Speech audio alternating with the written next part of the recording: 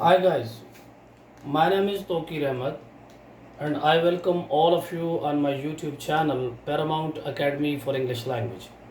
Today we are going to talk about a very important topic that is related to grammar. Rather, that is related to the formation of sentences and the types of sentences as well. First of all, in order to understand that how many types of sentences there are in English, it is very vitally important that what do we mean by a sentence. Sentence is actually a group of words that gives you complete information. It's a group of words that gives you complete information, and it has its own subject and predicate. Okay, let me repeat that a sentence is a group of words, clear, that gives you complete thought, complete meaning, and it has a subject and a predicate. Now, let me give you an example of a sentence. Now, number one is Ali writes a story. Now, in this sentence, we have a subject and we have a predicate. This is the subject, doer of an action, and this is our predicate. Now, predicate, what is a predicate? Predicate is that part of a sentence that provides you information about your subject. Predicate is that part of a sentence that provides you information about your subject. And subject is doer of an action or someone or something that we talk about. Okay, subject is someone or something we talk about, and predicate is that part of a sentence that provides you information about your subject. Now we have a subject, we have a predicate, and it can stand at its own. It gives you complete thought or complete meaning. This is your sentence. Contrary to this is a phrase. Clear? What is phrase? Phrase is actually a group of words, clear, without subject verb combination, and it does the work of a part of speech in a sentence. So we are not supposed to dive deep in the definition of phrase.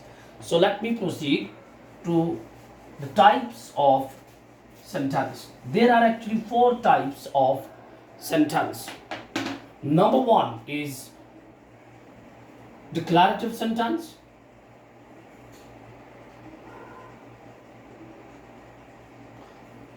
We call it assertive sentence, declarative sentence. We call it statement as well. Number two is our imperative sentence.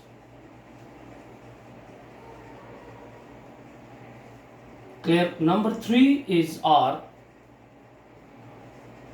interrogative sentence. This is not interrogative, this is interrogative. And the last one is, the fourth one is exclamatory sentences.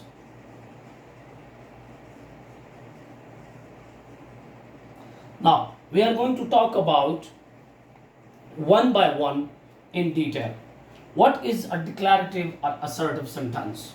You know that a group of words that states an incident, a group of words that states an incident, that gives you information, that gives you news, clear, that is called your assertive sentence. It states something. As I told you earlier, that this declarative sentence is also called statement.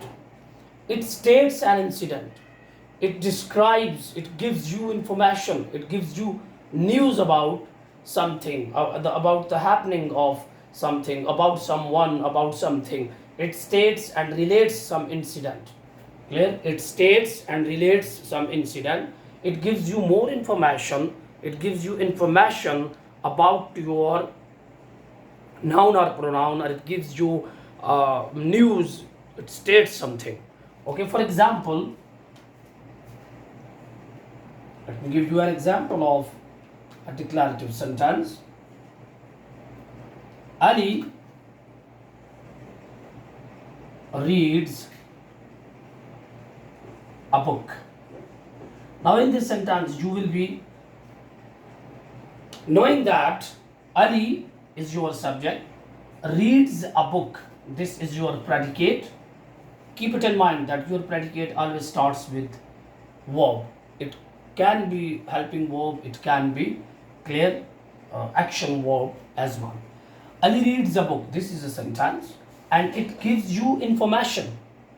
It gives you information about your subject.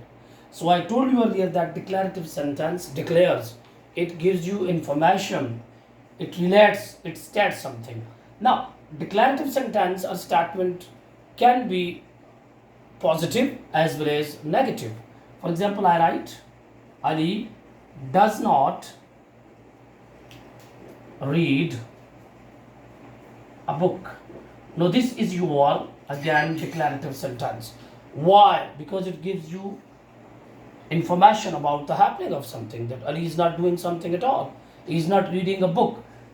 Number one. Number two, your declarative sentence ends with period, which we call full stop as well. Your declarative sentence ends with a period. You put a full stop at the end of declarative sentence. So there are two important things that I would like every one of you to bear in mind regarding declarative sentence is that declarative sentence states an incident, it relates an incident, it gives you information, it gives you news. Okay, number one. Number two, declarative sentence can be negative and as well as positive, as we have seen. Okay, number three, your declarative sentence ends with a period. So this is clear about declarative sentence. The second type of sentence is which we call imperative sentence. Now what is an imperative sentence? Imperative sentence is actually a sentence that contains four elements, any of four elements. Imperative sentence.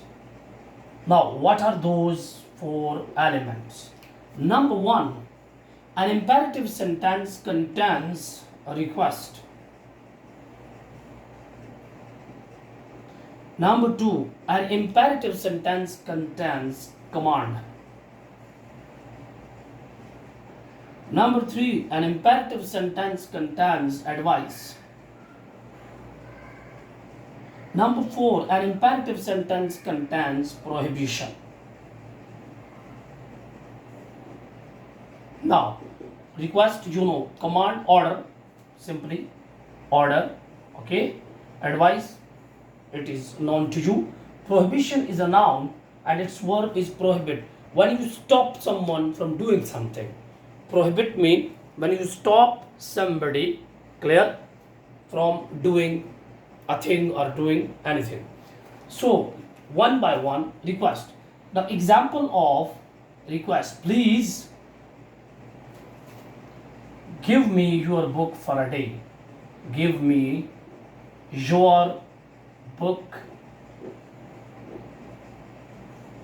for a day. Now this is your clear imperative sentence. Why is it so? Because it contains request. Please, this is the word that indicates that a request is being made. So this is your imperative sentence. Second is command, means order. Open the door. Open the door. Clear? Now this is your dynamic verb, action verb. So most of the time your what we call commands start with dynamic verb. This is your dynamic verb, action verb we call. Bring me a cup of tea. Clear? This is also your imperative sentence because it contains command. Advice. Clear? This is what we call respect your parents.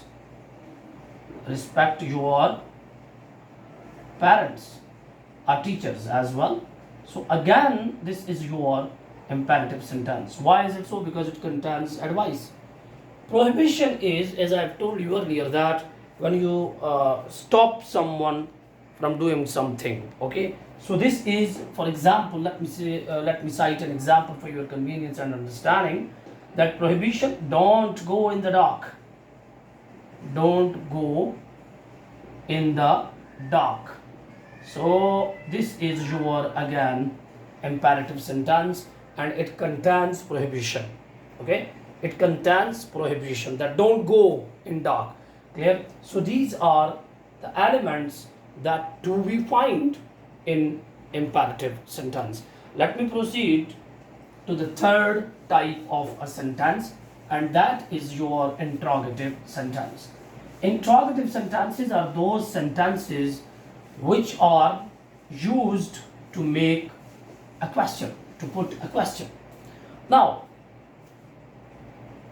interrogative, sorry,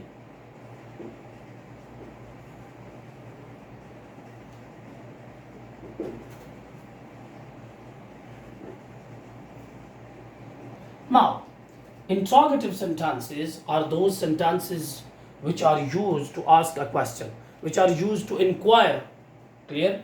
So there are two ways of asking a question in English. Number one, WH question. Who are you? What's your name? Where are you going? Clear? When did you come here? So these are called WH question. These are a type of questions, clear, which start with WH. For example, where are you going? Now look, where are you going? Now again, okay, number one. Now, when did you come here? Why are you here? Why, when, clear? These are WH question. Where, clear? Number two is that we ask, most of the time, we ask question with the help of auxiliary verbs, which we call helping verb. For example, is, am, are, okay, was, were, will, shall, have, has, had. Clear? Have you seen him? Clear? Have you seen him? This is our interrogative sentence, because we have put have. Clear? We have used have in order to ask a question. Is this your marker? Is this your marker? Okay. This is also an interrogative sentence. Okay. So we ask a question with the help of auxiliary verb as well as with the help of WH question. Clear? Where did you see him? Clear? Why are you late? So these are some of the very easy examples to understand that how we form or we put a question. Now, is, am, are, was, were, clear? All these are called auxiliary verbs or helping verbs. So these helping verbs help us in the formation of tenses as well, and they are also used to ask question. Okay. So let me cite an example. Are we going? Are we going? Keep it in mind. Your interrogative sentence always ends with question mark or sign of interrogation. So this one is to be kept in mind. Now let's proceed to the last type or kind of a sentence, and that is your exclamatory sentences. Now, exclamatory sentences are used to express or to give vent to your feelings. Number 4 is exclamatory sentences.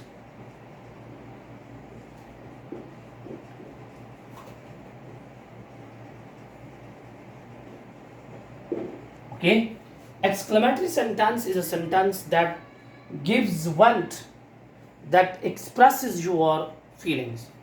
For example, let me tell you, alas, I have lost my book. Now look, this is called sign of exclamation. Now these are exclamatory words. which express your feeling. Okay, alas, hurray, these are the words. Wow, clear? So exclamatory sentence expresses feelings of wonder, feelings of happiness, of sadness, grief. Okay, so exclamatory sentence expresses feeling simply. Okay, so these are the word which gives warmth to your feeling. If I write a loss, it means that sadness is there. If I write hooray, it means that I am happy. If I write wow, clear, that is called that it means that I am wonder. Okay, so this part of a sentence, clear. Exclamatory sentence ends with a period. This clear, period or full stop. So exclamatory sentences are used to express your deeply felt feelings. Feelings could be of sadness, grief, happiness, joy, wonder. Okay, so I think that's enough for today. Inshallah, I shall be there with a new video. Okay, and hope you have liked and you have learned a lot from this video. Very soon I shall be there again. Till then, bye bye. Don't forget to subscribe my channel so that I could get inspiration. Bye bye. Thanks a lot.